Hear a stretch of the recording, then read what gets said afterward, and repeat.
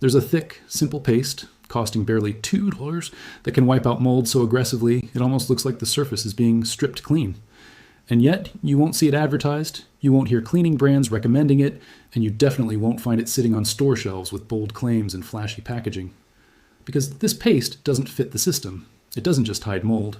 It doesn't just lighten stains or give you that temporary clean look that fades in a few days. It goes deeper. It targets the actual structure of mold itself, the part most people never think about. And once you understand that difference, you start to realize something uncomfortable.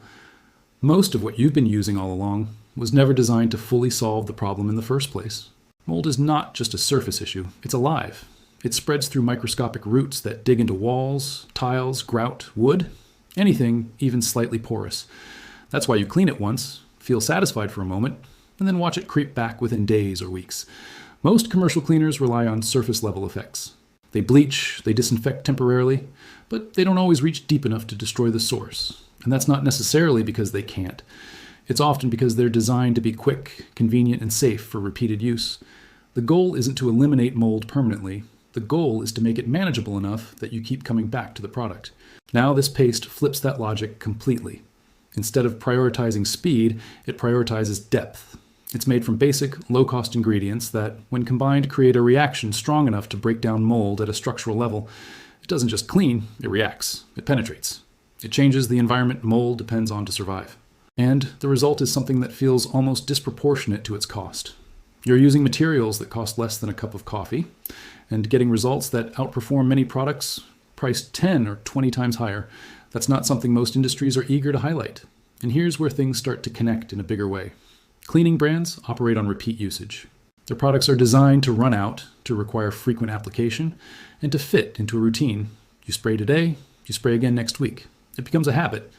But a solution that reduces that cycle, one that actually breaks the pattern instead of feeding it, that's much harder to build a business around, because once people solve the problem properly, they don't need to keep buying. And anything that reduces dependency automatically becomes less visible in the market. Not because it's banned or hidden in some dramatic way, but because it simply doesn't align with how products are usually sold. At the same time, it's important to stay grounded. This isn't some miracle cure that replaces everything. It's not perfect, and it's not meant to be.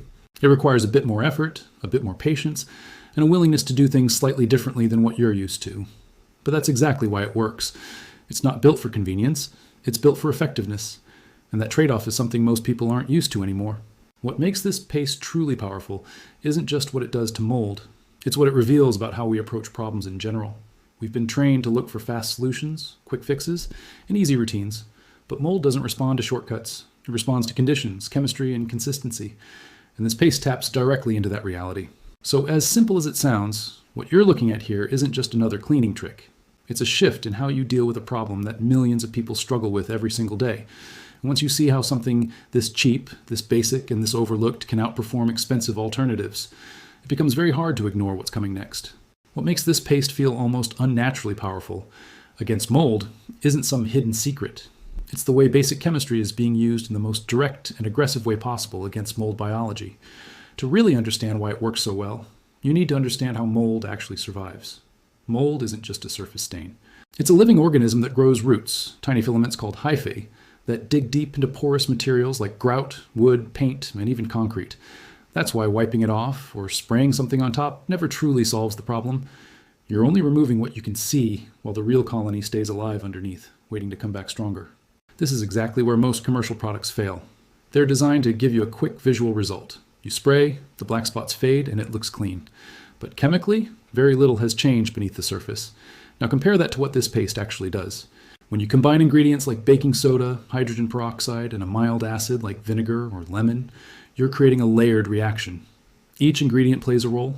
The hydrogen peroxide breaks apart mold at a cellular level by releasing oxygen, literally oxidizing the structure of the mold and destroying its ability to survive. At the same time, baking soda shifts the pH level of the surface, making it far less hospitable for future growth. Mold thrives in slightly acidic, damp environments. Change that balance, and you disrupt its entire life cycle. Then comes the physical side of the paste, the thickness. Unlike sprays that run off surfaces, this paste stays in place. It clings to vertical walls, sinks into cracks, and slowly works its way into the exact spaces where mold hides. This is why people often describe it as eating mold like acid. Not because it's dangerous in the way strong industrial chemicals are, but because it's relentless. It doesn't just clean, it reacts, penetrates, and dismantles. When you apply it and leave it for 20-30 minutes, you're giving that reaction time to fully develop. You'll often notice small bubbles forming or a slight fizzing effect. That's not just a visual, it's the oxygen being released, actively breaking apart the mold's structure. And when you finally scrub, the difference is obvious. Instead of spreading the stain or lightening it, the mold lifts away. It feels like it has lost its grip on the surface entirely. Now here's where things start to get a bit uncomfortable when you look at the bigger picture. If something this simple can outperform many expensive mold removers, why isn't it the standard solution? Why isn't every cleaning brand selling a version of this paste as their main product? The answer isn't as dramatic as people think, but it's very real. It comes down to control and repeat usage. Most commercial cleaners are designed to be used frequently. They're easy, fast, and convenient, but they don't completely solve the problem. That keeps you coming back, buying again and again. A paste like this, on the other hand, is different. It requires a bit more effort, a bit more time, but when used properly, it can reduce the need for constant re-cleaning. And that's not a very attractive model for a business built on repeat sales. This same pattern shows up in many industries. Solutions that are cheap, long-lasting, and easy to make at home rarely get the same level of promotion as products that generate ongoing revenue. It doesn't mean there's a hidden conspiracy, but it does mean there's a clear preference for what gets marketed heavily versus what quietly works in the background. At the same time, it's important to stay realistic. This paste isn't perfect, and it's not a magic cure for every mold problem.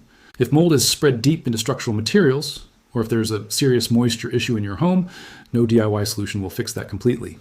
But for everyday mold, bathroom tiles, kitchen walls, window edges, damp corners, this method hits a sweet spot between effectiveness and cost.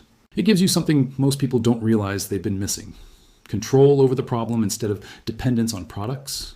And once you understand how that works, it completely changes the way you look at cleaning, not as a routine you repeat endlessly, but as a problem you can actually solve at its source. So once you understand why this paste works so aggressively against mold, the next step is using it the right way, because this is exactly where most people fail without even realizing it. They rush the process, treat it like a regular cleaner, and then wonder why the results don't last. The truth is, this method is less about speed and more about allowing the chemistry to do its job properly. It's not designed for instant gratification, it's designed for actual removal, and that difference matters more than anything. The first mistake people make is mixing the paste too thin. If it turns into a watery solution, it loses its ability to stay in place and penetrate deeply.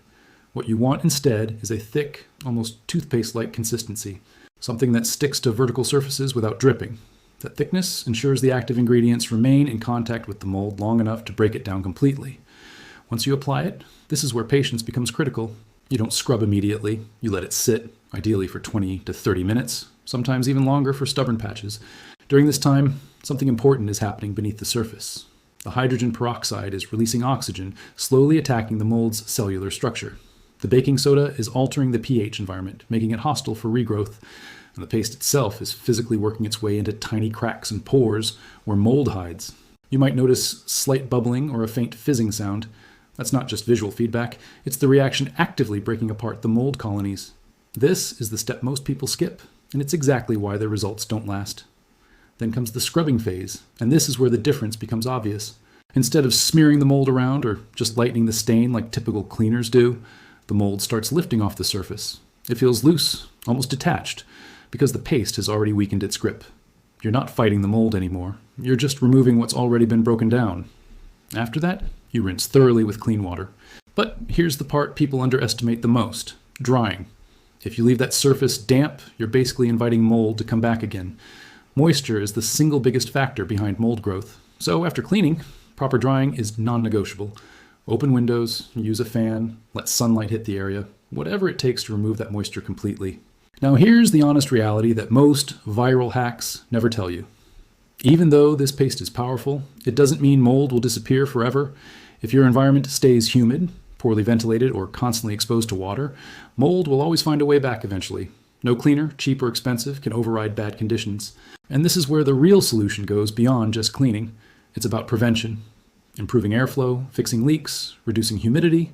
These are the things that actually stop mold from returning long term. But here's the thing: prevention doesn't sell. There's no product you can buy every month for better airflow or lower humidity awareness. And that's why most people are never really taught this part. Instead, they're kept in a cycle: clean, wait, repeat. Buy another product, try another solution, deal with the same problem again. And this is where this paste quietly breaks that cycle, not because it's perfect, but because it shifts your approach. It gives you a method that actually attacks the root instead of just hiding the symptoms. It costs almost nothing, requires basic effort, and delivers results that feel completely out of proportion to its price. So in the end, this isn't just about a $2 paste. It's about understanding that sometimes the most effective solutions are the ones that don't come in flashy bottles or expensive packaging. They don't rely on marketing, they rely on results. And once you see that for yourself, it becomes very hard to go back to the old way of doing things, where cleaning never really solved anything, it just delayed the problem.